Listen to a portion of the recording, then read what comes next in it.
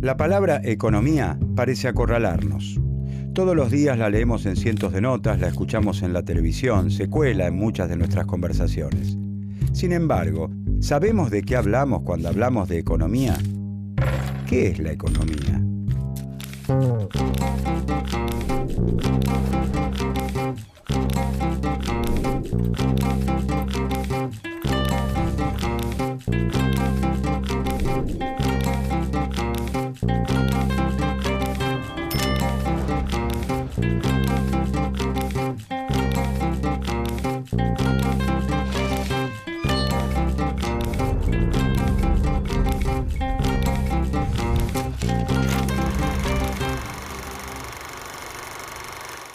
Ella es Mariela. Mariela decora en su casa los mates que ella misma vende en un puesto de la feria. Todas las mañanas carga su producción en el canasto de su bicicleta y pedalea las 35 cuadras que la separan de su puesto. Los mates que ella decora y vende son mercancías. Las mercancías forman parte de la economía. La decoración y la venta de los mates es su trabajo. La venta de sus mates le permite recuperar el dinero invertido y obtener un beneficio. El trabajo, la comercialización, el dinero, la inversión y el beneficio también forman parte de la economía. La bicicleta de Mariela es su medio de transporte. El transporte es materia de la economía porque traslada a los trabajadores las materias primas o las mercancías. Conecta a los fabricantes con los consumidores. Pero la bicicleta de Mariela es asimismo un bien en el que interviene el trabajo humano en sus diversas formas e incluso en distintas partes del mundo. Desde los trabajadores que fabrican los pedales, los que arman los cuadros, los neumáticos o los empleados que se encargan de comercializarla. La división del trabajo es objeto de estudio de la economía. Las calles por las que pasa Mariela, los semáforos en los que se detiene, la vereda donde estaciona su bicicleta han sido provistos por el Estado gracias a la recaudación de impuestos. La recaudación, los impuestos, la inversión del Estado forman parte de la economía. Como vemos, el mundo de la economía es muy amplio. Pero entonces, ¿qué es la economía?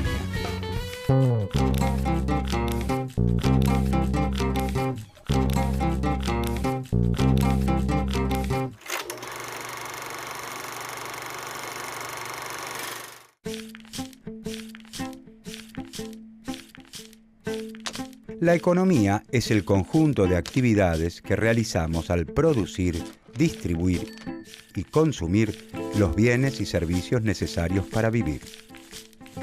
En los medios de comunicación y en nuestras conversaciones aparece con frecuencia la palabra economía.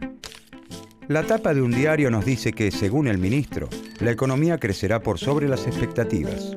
La radio afirma que la economía de Brasil es muy sólida. El panadero de la esquina condiciona la compra del nuevo horno a cómo vaya la economía. La palabra economía se refiere en estos casos a la economía nacional. Algunos de esos bienes y servicios necesarios para vivir se compran en el mercado y otros los provee gratuitamente el Estado gracias a la recaudación de impuestos. La economía nacional no está alejada de nuestra vida, sino que nos involucra siempre. Si, por ejemplo, el desempleo es alto, a muchos de nosotros se nos hará difícil conseguir trabajo, lo que implica que numerosas familias encontrarán dificultades para satisfacer sus necesidades más elementales: alimentarse, vestirse, comprar medicamentos y hasta útiles escolares. Los problemas de la economía nacional afectan de distinta manera a todos sus integrantes. Producir todos estos bienes y servicios necesarios para vivir involucra el trabajo humano, y el trabajo humano siempre es realizado en sociedad. Hasta los bienes más simples que provienen directamente de la naturaleza necesitan la participación de manos humanas para poder ser consumidos por nosotros. Si podemos tomar un vaso de leche en el desayuno, es porque en un tambo se ordeñó una vaca que alguien antes alimentó. Luego ese producto se trasladó, se procesó, se colocó en sachets e incluso alguien fabricó el vaso en el cual lo servimos. A través del trabajo, el hombre se apropia de los materiales brindados por la naturaleza y los transforma en bienes útiles o valores de uso para satisfacer sus necesidades. Los bienes que se consideran elementales para asegurar nuestro sustento han cambiado a través del tiempo y en su transformación el hombre ha utilizado siempre instrumentos de trabajo dirigidos a facilitar su tarea. Eso nos lleva a averiguar cómo se ha garantizado la subsistencia a través de la historia.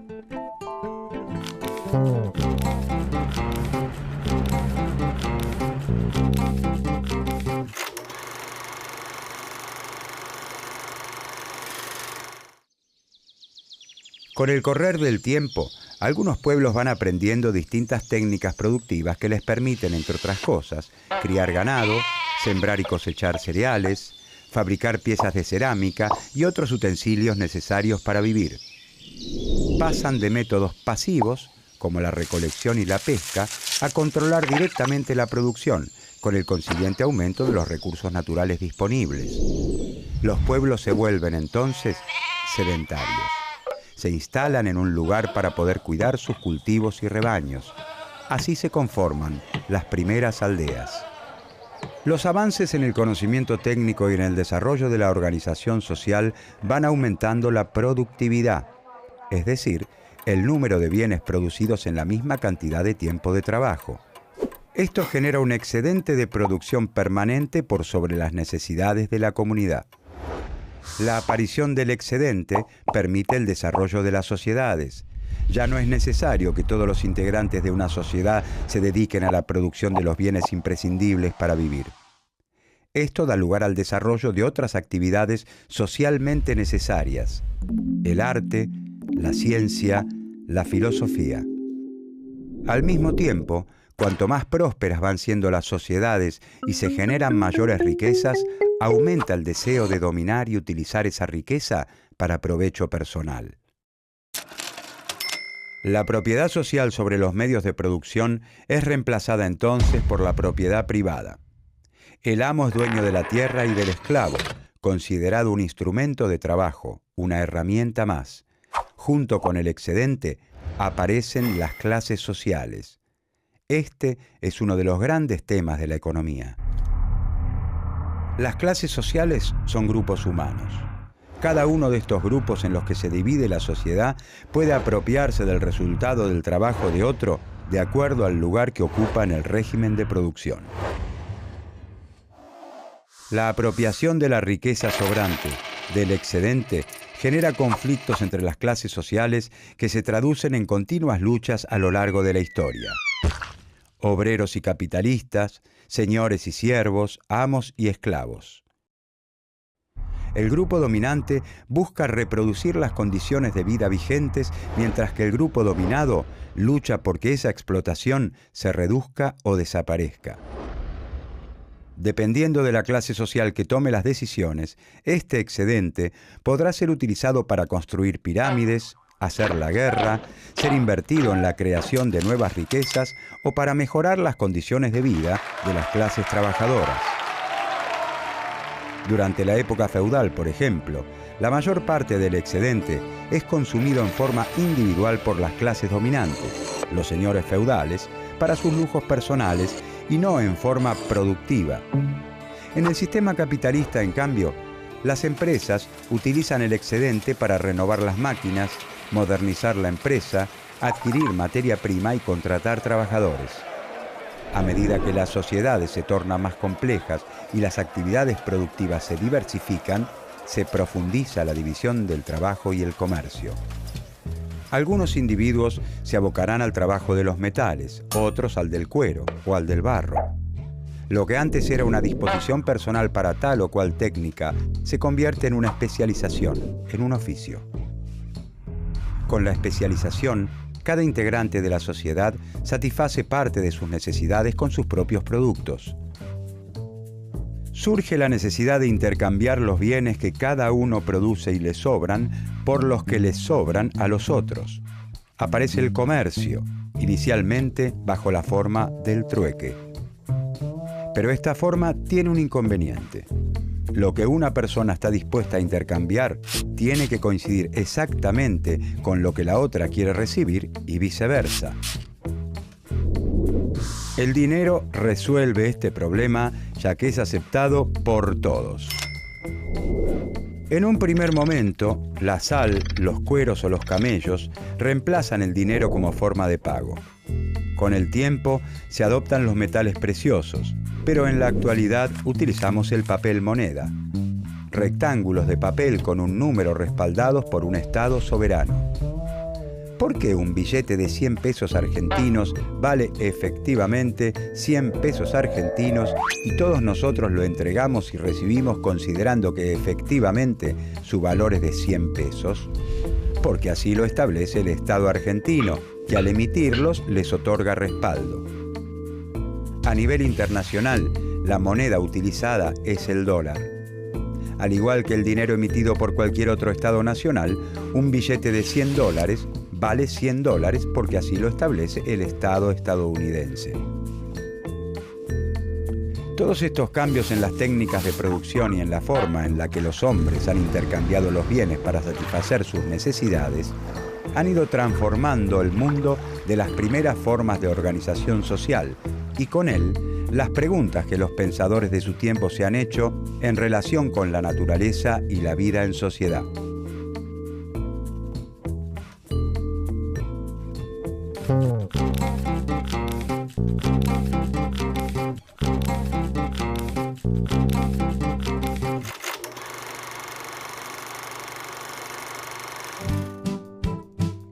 ¿Cómo debe organizarse la sociedad? ¿Cómo se debe distribuir la riqueza?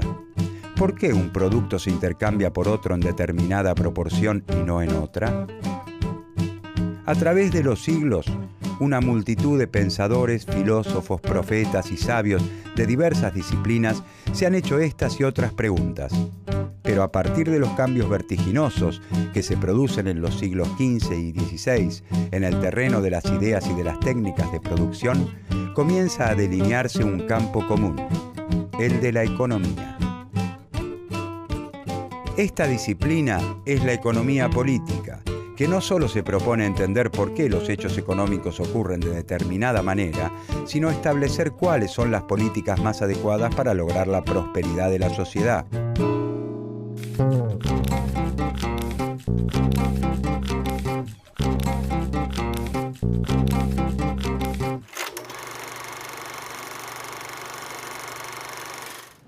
Una de las características distintivas de nuestra sociedad es que para obtener la mayor parte de los bienes debemos ir al mercado a conseguirlos pagando un precio.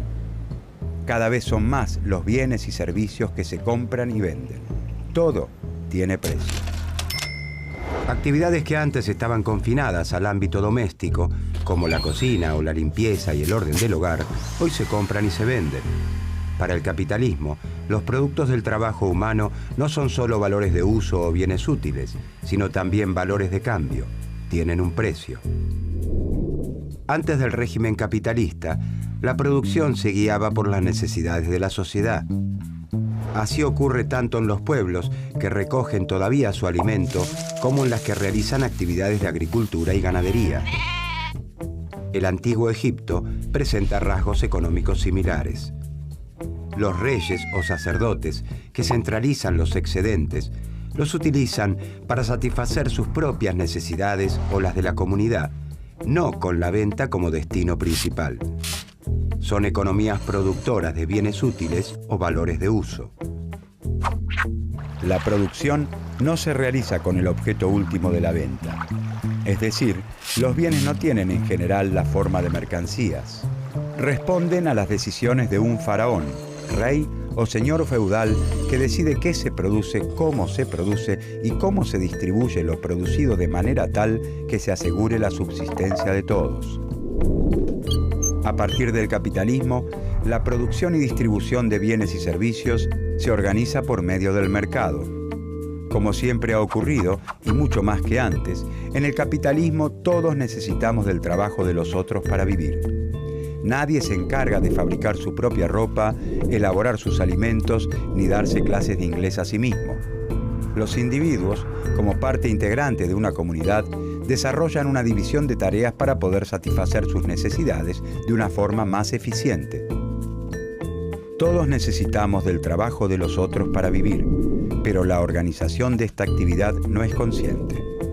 Cada integrante decide, en forma aislada y libre, qué va a producir, en qué cantidad y con qué características, y recién después va al mercado con su producción.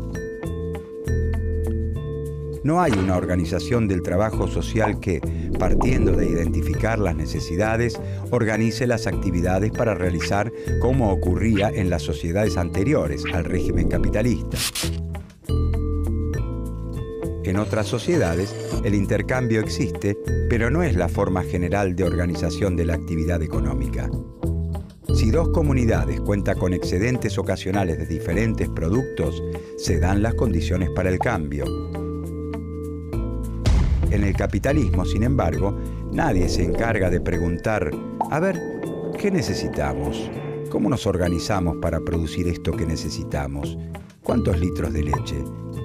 ¿Cuántos autos? ¿Cuántos medicamentos? Nada de esto ocurre.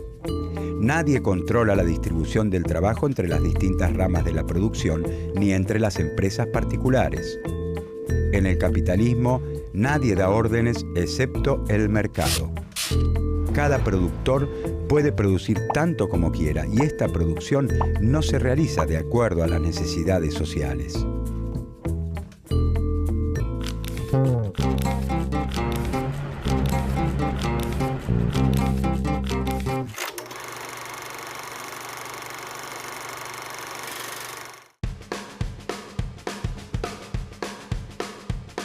Mariela lleva al mercado los 12 mates que con mucho esmero decoró porque estima venderlos en el puesto de la feria.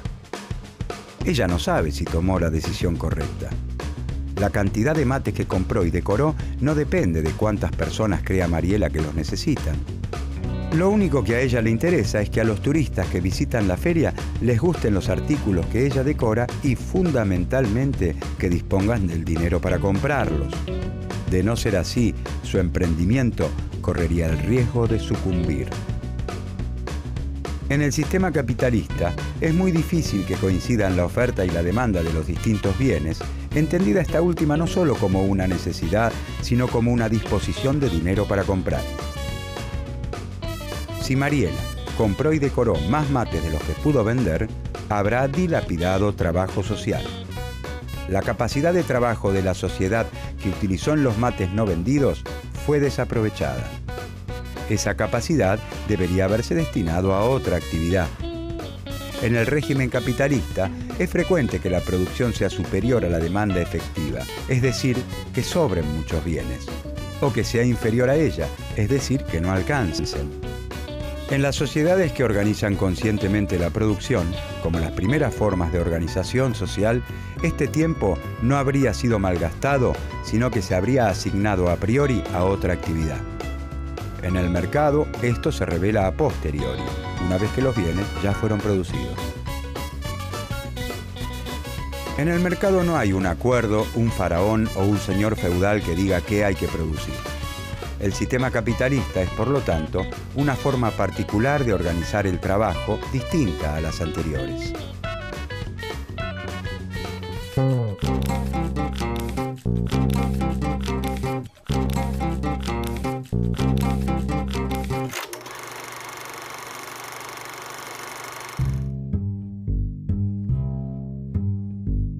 Pero entonces, ¿cómo funciona? ¿Cómo puede ser que un sistema en el que no se organiza cómo compatibilizar los recursos con las necesidades de la sociedad sea capaz de perdurar en el tiempo? Estas preguntas dieron inicio a la ciencia económica. Los economistas son una suerte de espectadores de sociedades que se transforman con problemas económicos que se modifican. Lo que parece importante en cierto momento ya no lo es con el paso de los años. Por eso las teorías económicas suelen aparecer en un determinado contexto histórico. ¿Cómo hacer para que crezca la riqueza? ¿Cómo se debe distribuir? ¿Cómo asegurar el bienestar de la población? Los problemas económicos varían con el paso del tiempo y entre los distintos países. Ciertos asuntos pueden ser considerados importantes en un país y totalmente ignorados en otros. Por eso la ciencia económica tiene, o debería tener, particularidades regionales o nacionales. El desarrollo del pensamiento económico depende, en consecuencia, de la existencia de ciertos problemas que la realidad histórica plantea. Así como un médico necesita hacer un diagnóstico para poder curar a un enfermo, la ciencia económica estudia el funcionamiento de la economía de una región, un país o el mundo para estar en mejores condiciones de resolver sus problemas económicos.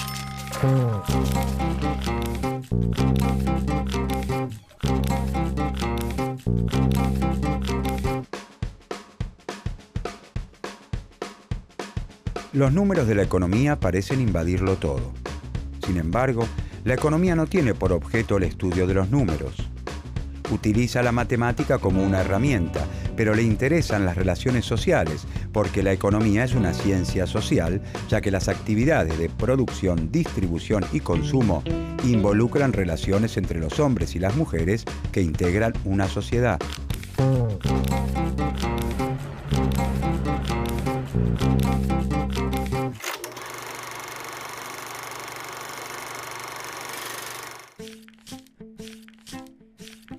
En las ciencias naturales, las causas de cada fenómeno pueden aislarse en un laboratorio para comprobar las hipótesis formuladas. En cambio, en la economía, como en el resto de las ciencias sociales, las predicciones y los experimentos son mucho más complicados. La mirada del investigador y sus opiniones juegan un papel muy valioso. Y la importancia es aún mayor porque los análisis económicos derivan en recomendaciones sobre políticas para implementar, las que están muy influenciadas por los intereses económicos, políticos y sociales del profesional que la formula. Pueden beneficiar y perjudicar a distintos grupos sociales. Por eso es muy difícil llegar a consensos entre los economistas acerca de métodos de análisis, diagnósticos y soluciones. Las opiniones sobre los impactos de una política siempre implican un juicio de valor que compromete la ética de quien las emite. En general, las opiniones de los economistas están en sintonía con las escuelas económicas a las que pertenecen. Las escuelas económicas son grupos de pensadores y de teorías que comparten una misma visión general de los hechos. Están lideradas por ciertos autores, consagrados como autoridades de la disciplina, cuyas contribuciones se transforman en punto de referencia obligado para sus discípulos. Cada escuela cuenta con un conjunto de rasgos distintivos y característicos y representa, en forma consciente o no, ciertos intereses. El pensamiento económico no evoluciona en el tiempo de manera lineal. Las nuevas teorías no reemplazan las anteriores, ni hay mejores teorías que desplacen otras peores. Muchas de las teorías económicas publicadas a lo largo de la historia podrían explicar los fenómenos económicos del presente. Por eso es tan valioso estudiar la historia del pensamiento económico, porque muchas de las ideas de los primeros investigadores están presentes con innovaciones y rechazos en las discusiones de hoy.